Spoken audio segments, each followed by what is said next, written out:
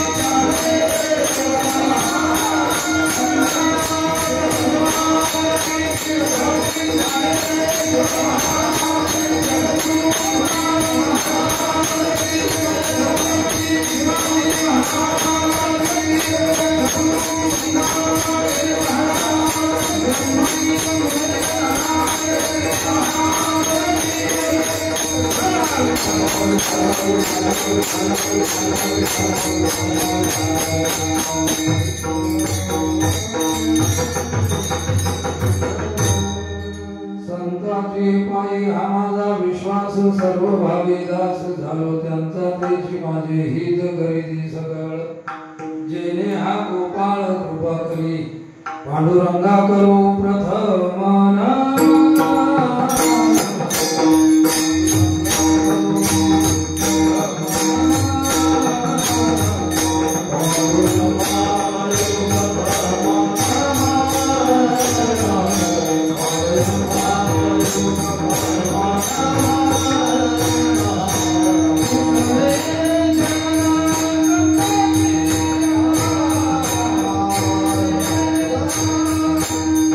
Thank you.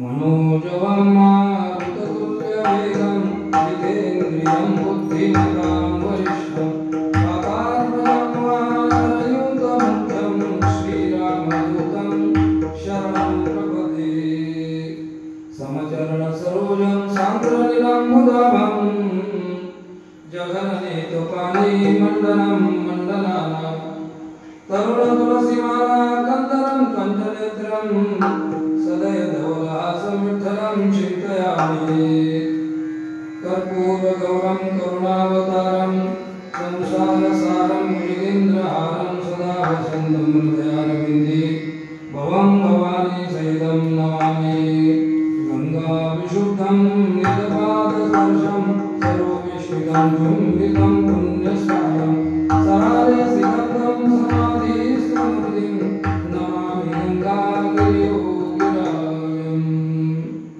तपोज्ञानवैराग्यभक्तिस्वरूपं सदालङ्कृतं साधु सन्न्यासयोगं मुखे अस्य वेदान्तशास्त्रार्थनीतिं नमो नारायणगिरिब्रह्मस्वरूपं जयंते केलिया स्मरण होय सकळ विद्येचे अधिकरण ते जीवनदू श्री चरण श्री गुरूंचे ते नमस्कार मोनियंता संताचे पायी हा माझा विश्वास सर्व भावे दास झालो त्यांचा तेची माझे हित करीती सकळ जेणे हा गोपाळ कृपा करी प्राप्तस्थळी प्राप्त प्रसंगी कीर्तन रूपी सेवेकरिता निवडलेला अभंग देहूचे सुप्रसिद्ध संत शिरोमणी जगद्वंद्य जगद्गुरु महाराष्ट्र भूषण संत सम्राट विश्ववंद्य वैराग्य सागर वैकुंठवासी तुकोबरा यांचा चार चरणांचा असून संतपर भगवंत आहे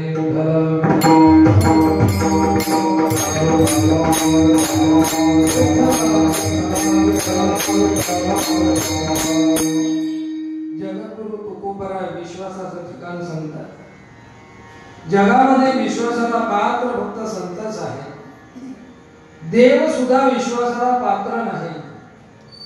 विश्वासाला पात्र या जगामध्ये फक्त संत आहे.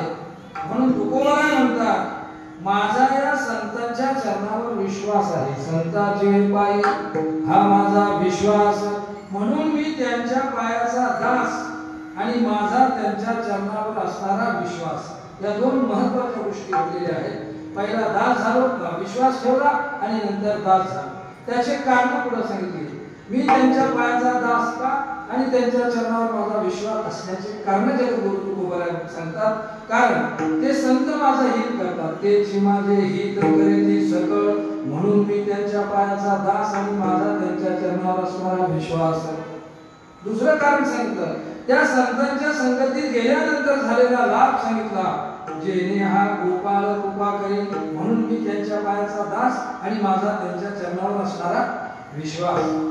तिसरं कारण मला सांगतात परमार्थ करीत असताना जर मी थकलो शिंदो भागलो एखादा सरळ थकतो परमार्थ मार्गामध्ये साधना करीत असताना थकतो शिंदा भागला तर ते काय करतात संत भागलिया मज वाहतील कळी म्हणून माझा त्यांच्या पायावर विश्वास आणि मी त्यांच्या पायाचा दास.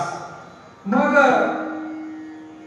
भागलिया मज वाहतील कळी त्यांची यांनी जोडे सर्व सुख त्यांच्या संगतीत गेल्यानंतर ते सर्व सुखाची प्राप्ती करून देतात म्हणून माझा त्यांच्या चरणावर विश्वास आणि मी त्यांच्या पायाचा दास. मग काही साधकांनी कदाचित विचारलेला असावं तुकोबरा तुम्ही फक्त विश्वास ठेवला दास झाले आणखी काय केलं. तुकोबरा म्हणतात मी एवढ्यावर थांबलो नाही तर त्या संतांच्या मुखातून निघालेले जे शब्द आहेत जे वचन आहेत त्यांचा मी काय केला स्वीकार केला. त्यांचा शब्द मी मोडणार नाही अशी मी प्रतिज्ञा केलेली आहे. तुका म्हणे शेष सेवीन आवडी वचन न मोडी बोलिली ते म्हणून संताचे पायी हा माझा विश्वास सर्व भावे दास झालो त्यांचा विठ्ठल.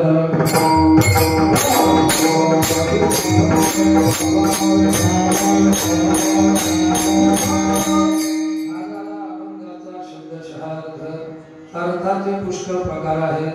वाच्यार्थ आहे लक्षार्थ आहे स्पष्टार्थ आहे आणि विस्तारपूर्वक अर्थ आहे आणि सगळ्या अर्थांचा विचार आपल्याला आपल्या संकल्पित वेळेत करायचा आहे.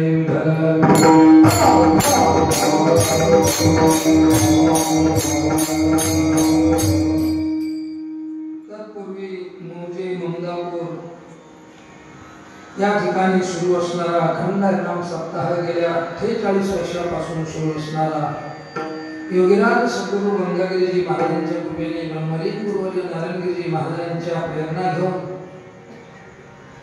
सरला गटाचे मठाधिपती अर्थात गोदाधामचे महंत स्वामी श्री गुरुवर्य रामगिरीजी महाराजांच्या मार्गदर्शनाने आपल्या समस्त ग्रामस्थ मंदापूरकरांच्या सहकार्यातून आणि महाराज मंडळीच्या नेतृत्वातून त्यामध्ये आमचे परमस्नेही परममित्र व्यासपीठ चालक मला वाटतं रवींद्र महाराज सालाबादप्रमाणे तेही यावर्षी उपस्थित आहेत.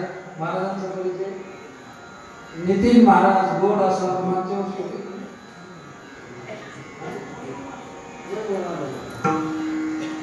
सुंदर असा गोड मृदंग ते वाजवत आहे आणि असा सुंदर असणारा हा सोहळा हे 49वे वर्ष आहे. पुढचं वर्ष आपलं रौप्य महोत्सवी कोणतं 50वे म्हणजे कोणतं 25 ला काय म्हणतात सिल्वर जुबली म्हणतात ना आणि 50 ला काय म्हणतात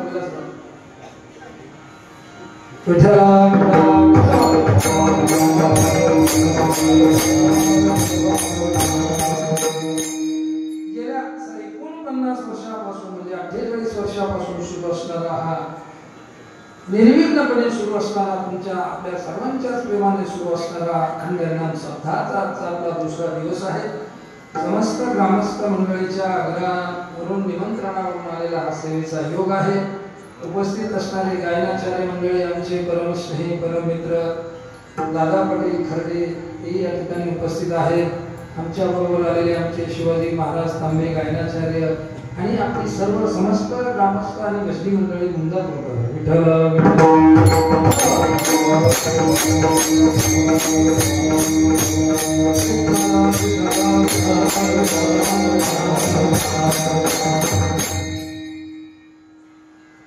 मेरा भारत महान असं कुठंतरी म्हटलं गेलं. भारत महान आहे याचं कारण काय? भारत महान आहे याचे कारण असणार काय कारण? या भारतामध्ये 3 शक्ती जिवंत आहेत. पहिली शक्ती आहे धर्मशक्ती, दुसरी आहे संत शक्ती आणि तिसरी आहे भजन शक्ती. या 3 शक्ती जिवंत आहे म्हणून मेरा भारत महान आहे.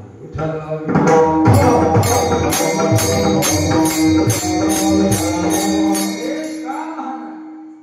या देशामध्ये अतिथी पूजन आहे. या देशामध्ये पतिव्रता धर्माचं पालन करणाऱ्या माता भगिनी जिवंत आहे.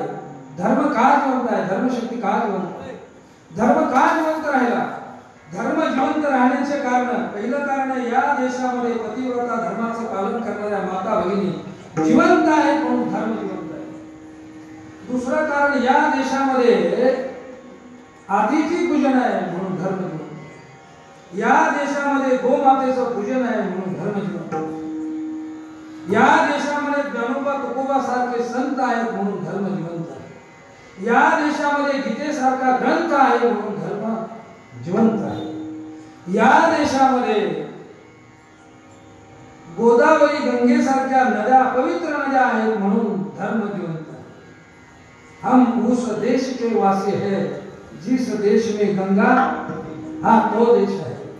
ज्या देशात गोवर्धनगिरी आहे, ज्या देशात गोकुळ आहे, ज्या देशात गंगेसारख्या पवित्र नद्या आहेत म्हणून देश महान आहे आणि धर्म जिवंत आहे.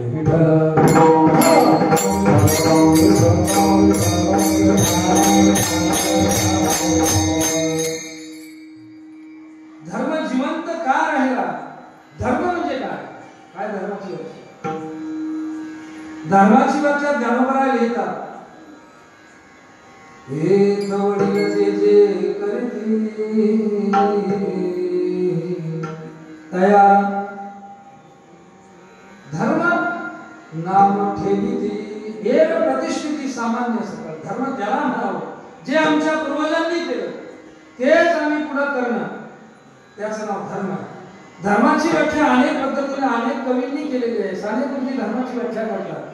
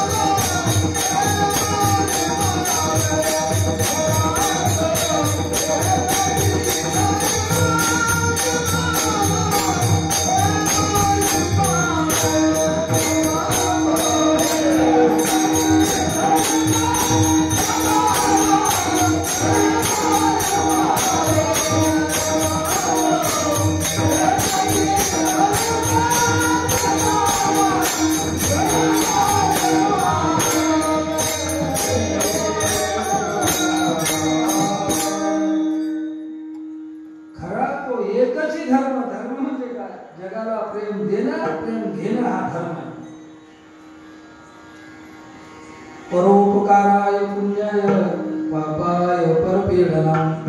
धर्म काय अधर्म काय. तुलसीदासजींनी धर्माची व्याख्या फार सुंदर केली. परहित सरीस धर्म नाही बाई. परोपकारासारखा दुसरा धर्म नाही आणि दुसऱ्याला त्रास देण्यासारखा दुसरा अधर्म नाही.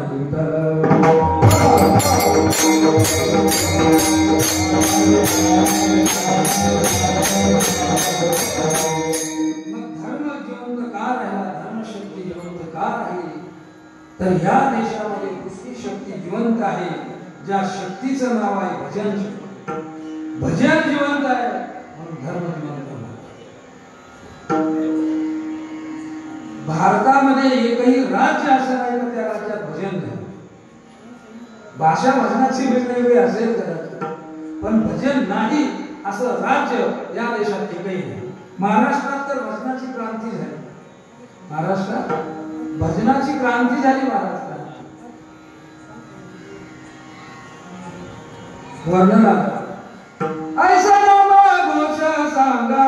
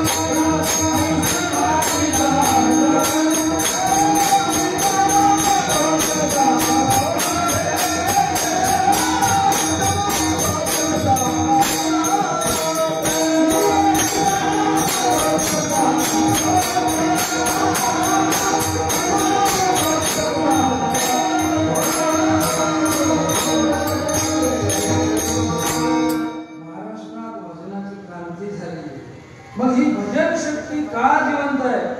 प्रत्येक राज्याचं भजन नाही सांगितलं. आपल्याकडे वेळ फार कमी आहे. प्रत्येक राज्यात गेलं की भजन आहे. भाषा बदलली. श्री कृष्ण गोविंद हरे मुरारे हे नाथ अनेक भजन आहे.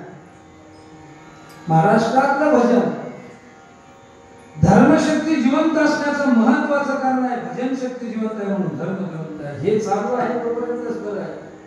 ज्या दिवशी हे बंद होईल त्या दिवशी काय होईल सांगता येणार नाही. विठ्ठल विठ्ठल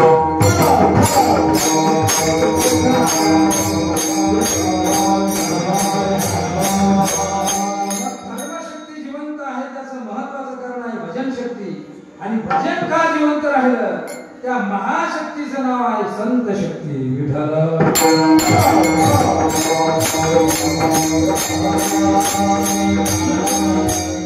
भजन आपल्यापर्यंत कुठून आलं, कोणी आणलं?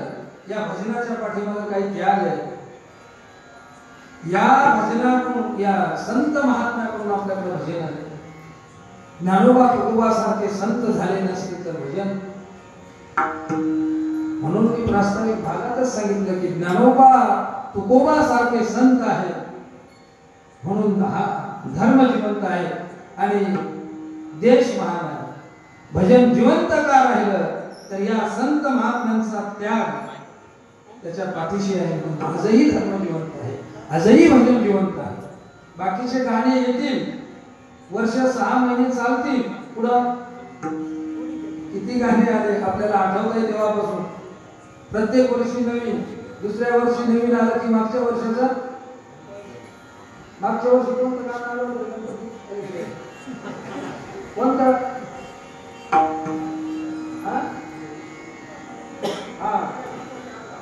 माझ्या बापानं का पप्पानं? आता या वर्षी कोणतं गाणं आहे? रडू नको बाळा विठ्ठला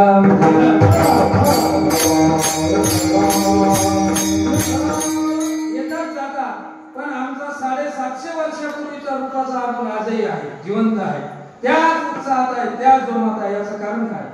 विठ्ठला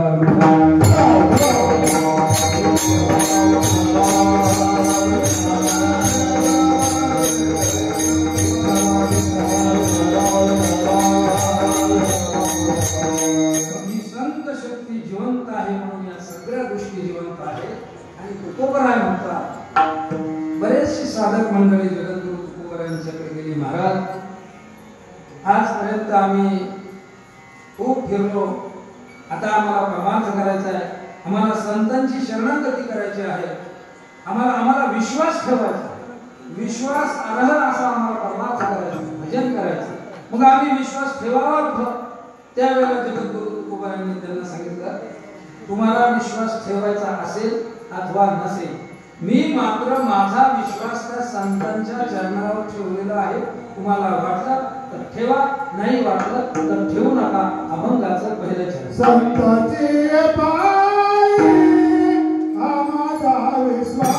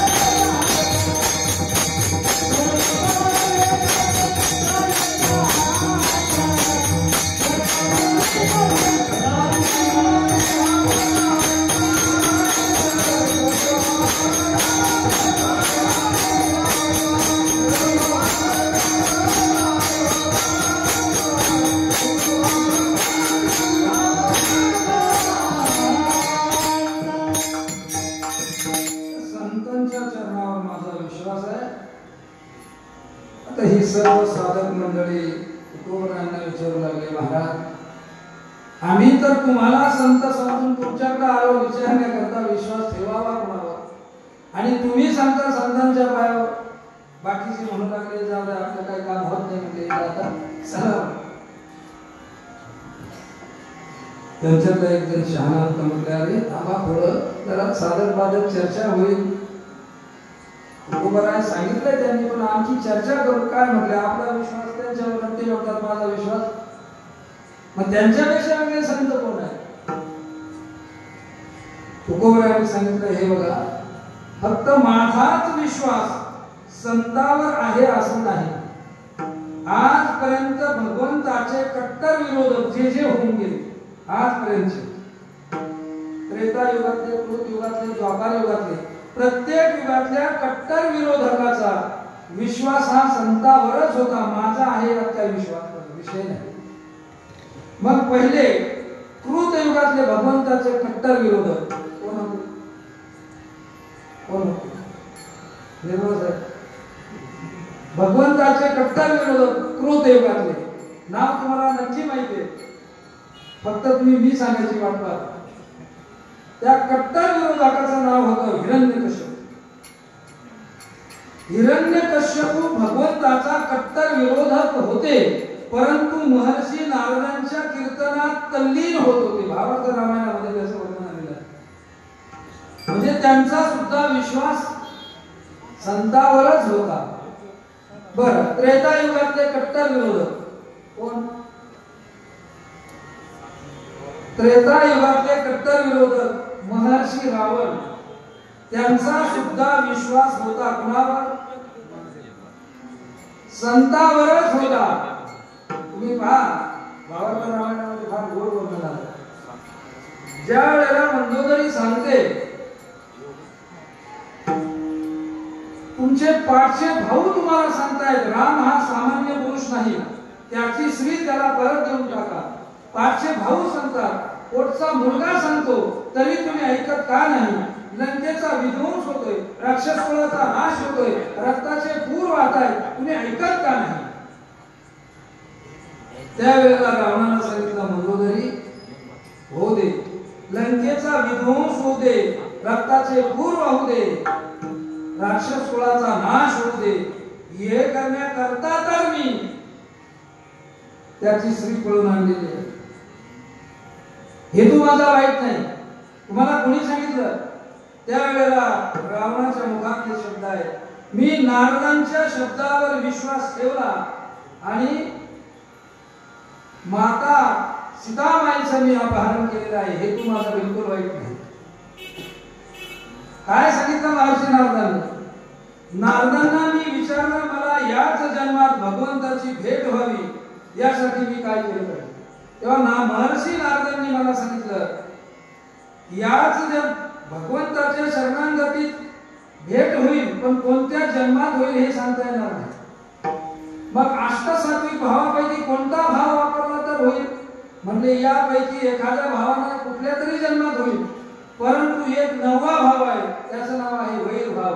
वैरत्वाना जर तू गेला तर याच डोळा भोगू मुक्तीचा सोहळा. मग तुला या जन्मात त्या भगवंताशी वैर करावं लागेल, तेव्हा भगवंताचं दर्शन तुला तात्काळ होईल. वैर कर नाही, पण चांगलं वैर कर. हलकट वैर नको, भक्कम वैर कर. काय वैर करू? हलकट वैर तुम्हाला माहिती आहे का? हलकट वैर नाही माहिती, सांगू तुम्ही. हलकट वैर याचा बाजच सोड, त्याच्या कोंबड्यात सोड, याचा एक सूट सोडव, त्याची गायच मिळव, याला काय म्हणतात? हलकट वैर. हे नको करू लागलो. भक्कम वैर कर. काय करू? काय नको. त्यांची पत्नी पळव, त्याची पत्नी तू पळवली तर ते सगळे कामं सोडिले आणि तुझ्या मागे लागले. मग महर्षी नारदांच्या शब्दावर विश्वास ठेवला आणि मी सीता मातेचं हरण केलं. हेतू माझा वाईट नाही. मग आता नाथ महाराज सांगतात भागवतरामाने होईल, जर मला माझ्या एकट्याचा उद्धार करायचा असता तर मी पंचवटीत गेलो असतो. माझा एकट्याचा उद्धार झाला असता. मला माझ्या राक्षस कुळासह लंकेचा उद्धार करायचा आहे, म्हणून मी काय केलेलं आहे? सीता मातेला पळवून आणलेलं आहे. कोणी ऐका. पंचवटी सन्मुख जाता तरी मीची पावे मुक्ती सायुज्यता सकळ कुळ उद्धरार्था श्री पळून आली हे तू माझा वाईट नाही विश्वास कुणाच्या चरणावर संतांच्या चरणावर विश्वास आहे भगवंताचे कट्टर विरोधक आता द्वापार युगातले कट्टर विरोधक कोण आहे नाव तुम्हाला माहिती सगळे हा द्वापार युगातले कट्टर विरोधक आता काय झालं आपण मुलं एलकेजी यूकेजीला घातले का तिच्या बाबतीत बोलायचंच नाही संध्याकाळी आपल्या मोबाईलवर सगळा अभ्यास येतो मग ते तिकडचे ते शिक्षक सांगतात काय अभ्यास घ्या पालकांना सांगतात हा अभ्यास घ्या मग तुम्ही काय करता तिथं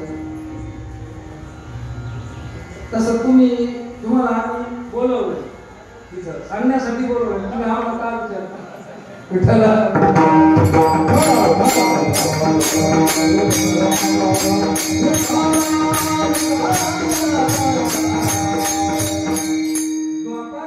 कट्टर विरोधक कंस मामा कंसाने भगवान श्रीकृष्ण परमात्म्याशी वैरच केलं पण अंतकाळच्या वेळेला छातीवर बसलेला कोण आहे हे कुणाच्या शब्दावर महर्षी नारदांनी सांगितलंय काय देवकीचा एकही बाळ ठेवू नको वैरत्व इथून सुरू झाले लग्नातच वसुदेव देवकीच्या लग्नातच आणि वैरत्वाला आरंभ झाला आकाश दिवाणी सगळं प्रमाण तुम्हाला गोकुळाष्टमी हे ऐकायला मिळणारच आहे म्हणून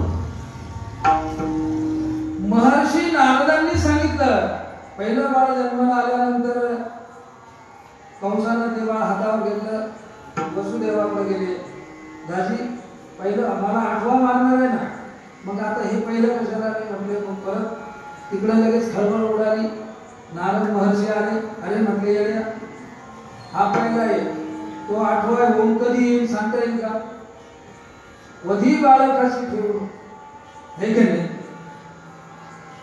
पुण्य सारा वया भेटे देव ऋषी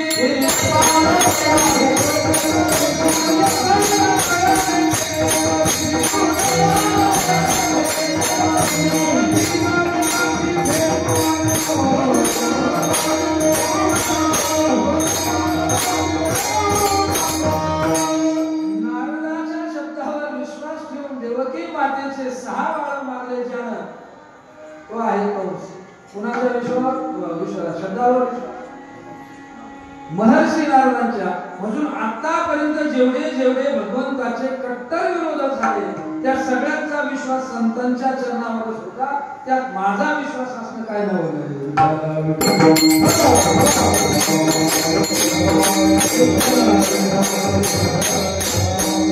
आणि विश्वासाला पात्र देव सुद्धा नाही कारण देवाजवळ द्वैत आहे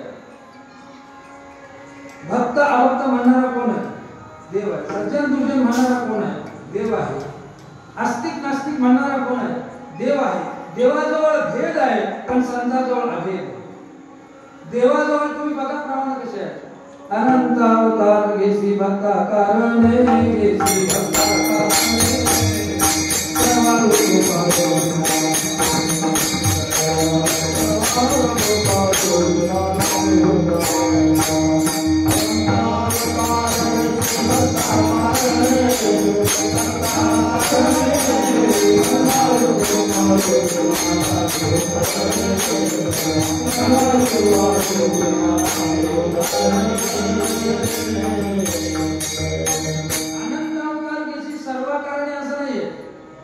अनंत अवतार घेसी फक्त भक्ता कारणे आणि कनवाळू कृपाळू सर्वालागी उद्धरणे असेही नाही कनवाळू कृपाळू दिनालागी उद्धरणे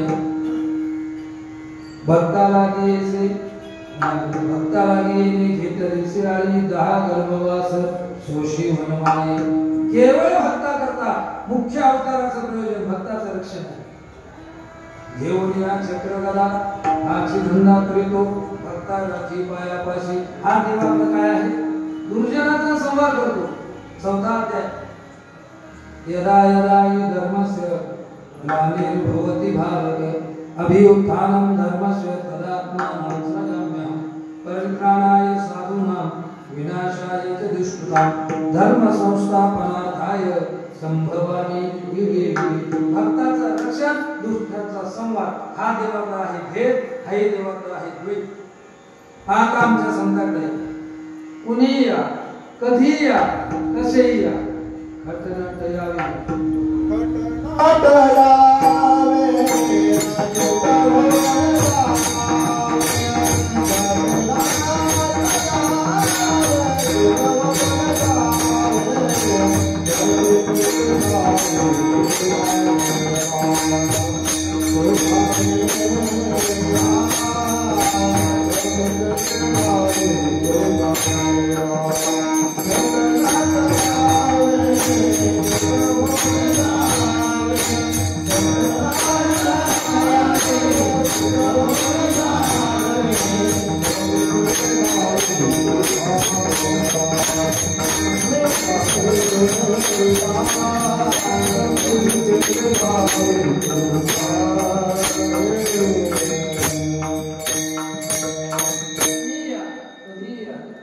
अपवित्र वस्तूला पवित्र करण्याचं सामर्थ्य ज्यांच्यात आहे त्यांना सांगतो बारावाद्याची पहिली ओळी जय देव शुद्धे उदारे प्रसिद्धे अनवरतानंदे वर्षदे आनंदाचा वर्षाव करणारे संत आहेत जय जय 18वा अध्याय जय जय देव हो निर्मळ म्हणजे संताकडे कुणीही आला याले याले लहान थोर सगळाच येते आहे अधिकार कुणी या कधी या कसेही या घोडीने लगे तोंड धुवावे तरी सांगतील पण नारद भक्ती सूत्रामध्ये फार गोड वर्णन आहे कुठल्याही वस्तूला अमंगल वस्तूला अपवित्र वस्तूला पवित्र करण्याचं सामर्थ्य ज्यांच्यात आहे त्यांना संत म्हणतात म्हणून तुकोबरा म्हणतात माझा विश्वास देवाच्या सुद्धा जगातले सगळे तीर्थ पुण्यवान होण्याकरता पवित्र होण्याकरता पुढे झाले तीर्थे दया ठाया येते पुनीत भावना येते पुनीत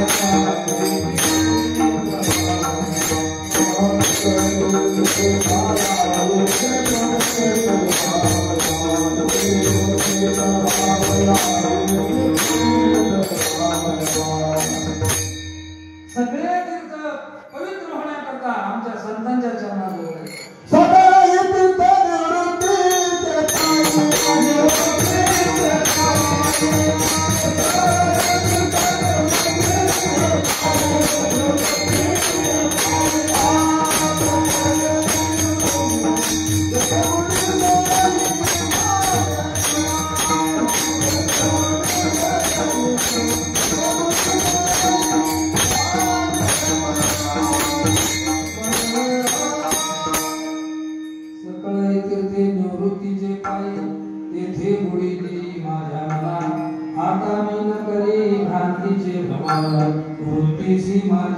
जगातले सगळे तीर्थ पवित्र होण्याकरता संतांच्या चरणाजवळ येतात म्हणून संत हे तुकोबरा म्हणतात माझा विश्वास त्या संतांच्याच चरणावर आहे इतरत्र देवावर सुद्धा माझा विश्वास नाही कारण देव कधी काळी फसवतो कुणाला दुर्जनाला देव फसवतो तुम्ही पहा चला थोडस महाभारतात दुर्योधनाला सतत भीती वाटायची पांडवांची त्याला असं वाटलं की मी वज्रदेही व्हावं पण वज्रदेही होण्याचा पर्याय मला कोण सांगेल वज्रदेही होण्याचा पर्याय त्याला सांगण्यात आलं की तुला फक्त धर्मच सांगू शकतो बर आता बघा बरं वज्रदेही व्हायचंय कशासाठी पांडवांना मारण्यासाठी आणि वज्रदेही व्हायचा आहे पांडवांना मारण्यासाठी आणि वज्रदेही होण्याचा उपाय सांगणारे कोण आहेत एवढा विश्वास आहे कुणाला दुर्योधनाला गेला धर्माला गेला दादा मला वज्रदेही व्हायचा आहे काय करावं लागेल धर्मानं सांगितलं दुर्योधना तुला जर वज्रदेही व्हायचं असेल तर तुझ्या आईच्या डोक्याला डोळ्याला पट्टी बांधलेली आहे ती पट्टी सोडून जर तुझ्या आईनं तुला म्हणजे माता गांधारीनं जर तुला नखशिकांत दृष्टी अवलोकन केली तर तू वज्रदेही होणार आहेस. दुर्योधनाचाही विश्वास आहे हा चुकीचं सांगणार, आणि त्या पद्धतीनं तो लगेच आईकडे गेला. सांगितलं, आई डोळ्यावरची तू जर पट्टी सोडली तर मला नखशिखांत दृष्टी अवलोकन केली तर मी वज्रदेही होणार आहे. विचारलं आईनं, दुर्योधना हा पर्याय तुला कुणी सांगितला, हा उपाय तुला कुणी सांगितला? त्यावेळेला दुर्योधनानं सांगितलं, हा पर्याय मला दादांनी सांगितला, धर्मराजाने सांगितला. जर त्यावेळी दुर्योधन म्हटला असता की हा पर्याय मला श्रीकृष्ण परमात्म्याने सांगितला तर कदाचित आई डोळे उघडायला तयार झाली नसती.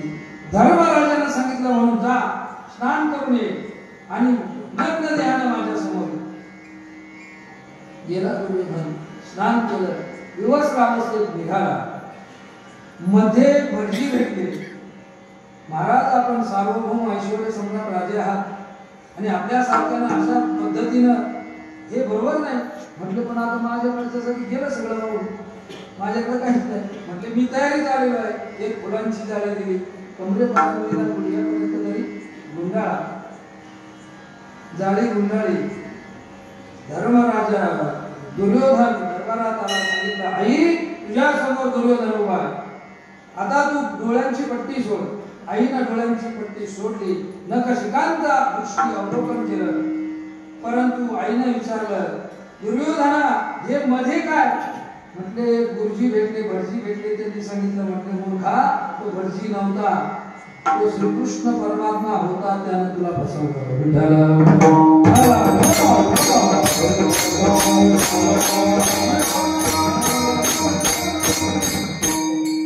म्हणून तुकोबरा म्हणतात, माझा विश्वास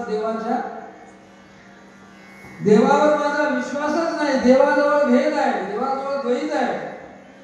तुम्ही पहा प्रमाण कसे आहे.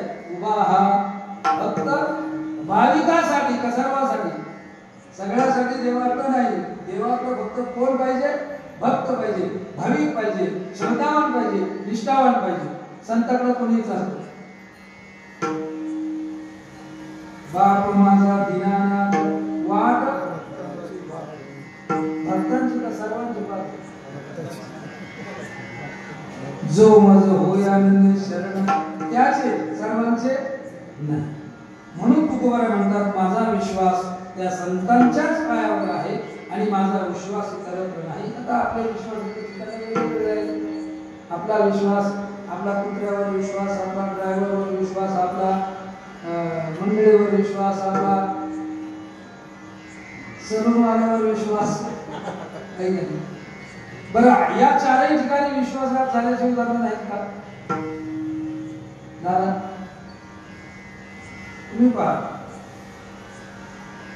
आपण संध्याकाळी जर जेवायला बसलो, मंडळी समोर बसली आणि असं कौतुक करतो आपण मंडळीचं, काय तुझ्या आपलं जादू आहे, काय भाजी बनव, तूच बनव, काय फोडणी द्यायची आहे तुला, फोडणी द्यावं तर तू द्यावं, कौतुक करून करून आपण जेवतो. पण आपल्या कधी असं मनात आलं का, हिना वाटलेली भाजीची मुश्किल नसं आलं कधी मनात?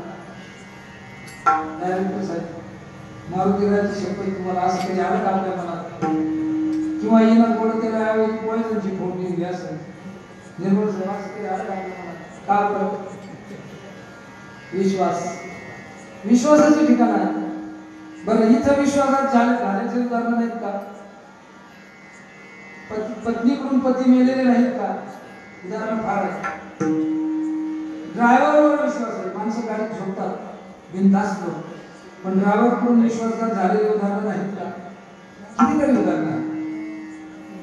कुत्र्याकडून विश्वास, कुत्र्यावर विश्वास, काही काही लोकांचा कुत्र्यावर विश्वास, काय करत नाही म्हणतात, पण कुत्रा चालून माणसं गेले नाहीत का? कितीतरी उदाहरणं आहेत. म्हणून तुकोबरा म्हणतात, आपल्या विश्वासाचे ठिकाण वेगळे आहे. तुकोबरा म्हणतात, माझा विश्वास मात्र फक्त संतांच्या चरणावर आहे, संतांचे पायी हा माझा विश्वास, म्हणून मी त्यांचा सर्व भावाने दास झालेलो आहे. कारण आता संत म्हणजे काय, हाही एक महत्वाचा भाग आहे. संत आडनावाचे वेगळे, संत पदवीचे वेगळे, संत अवस्थेचे वेगळे. संत म्हणजे काय? नळोबरा पहिली व्याख्या संताची करा, त्याची संत त्याची संत